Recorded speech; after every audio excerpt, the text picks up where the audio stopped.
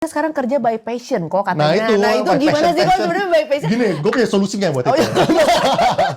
Gue punya solusinya itu. Soalnya yang muda ini, Saul itu bukan passion saya dok. Aduh, saya udah pening dok kalau kayak gitu. Kalau bapaknya kaya 7 turunan nggak apa-apa ya kalau kerja by passion. Kalau enggak kan mau gimana nyari passionnya? Iya. Apa kok solusinya kalau yang kayak gitu? Solusi itu gampang. Solusi sebenarnya gampang. Solusi adalah semua orang itu ngomongnya nggak passion.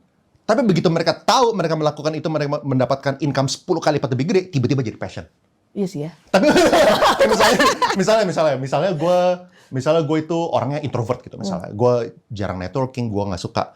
Tapi tiba-tiba kalau misalnya gue networking, gue jadi dapat 100 juta gitu. Tiba-tiba jadi passionate. Tiba-tiba jadi passionate gitu. Tiba-tiba jadi bisa ngobrol ya, bisa ngobrol gitu. Atau nggak misalnya gini, gue malu di depan kamera gitu kan. Kayak tapi personal branding itu bagus banget, dan ternyata teman-teman gue yang melakukan personal branding, income dia dari 20 juta jadi 50 juta. Tiba-tiba gue jadi bisa personal branding.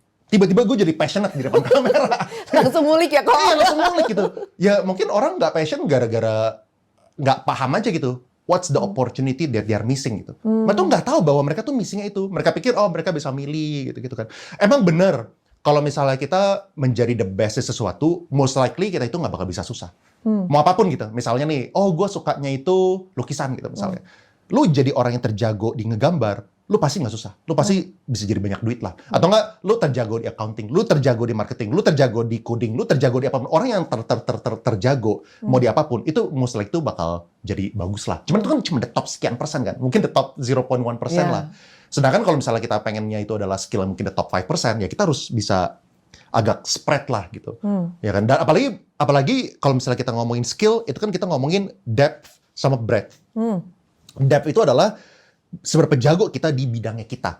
Breadth itu adalah kita punya wawasan yang luas nggak nih? Terutama yang complementary, itu yang penting banget gitu. Soalnya kalau misalnya orang yang memiliki complementary skill, itu for no additional effort, kita punya income tuh bisa lebih. Sesimpel kayak gini, sesimpel misalnya kalau misalnya kita cari desainer gitu ya. Misalnya desainer let's say 6,5 juta, 7 juta gitu misalnya.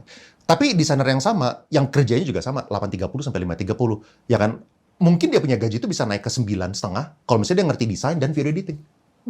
Kan secara kerja, dia kan nggak kerja 12 jam. Dia kerja masih sama. Tapi gara-gara punya skill ini, outputnya jadi lebih bagus. Kerjanya jadi nggak usah tektokan. Dia jadi nggak usah tektokan sama si desainer. Kan jadi a lot of efficiency gitu kan. Nah jadi complementary skill itu tuh akan memberikan kita untuk the same amount of effort, tapi income itu lebih tinggi gitu. Sama kayak misalnya kayak digital marketing. Digital marketing itu ada yang namanya itu SEO dan SEM gitu. Jarang sekali orang bisa dua-duanya. Orang yang bisa search engine optimization itu intinya supaya mendorong website kita supaya ranking 1 lah ya. Itu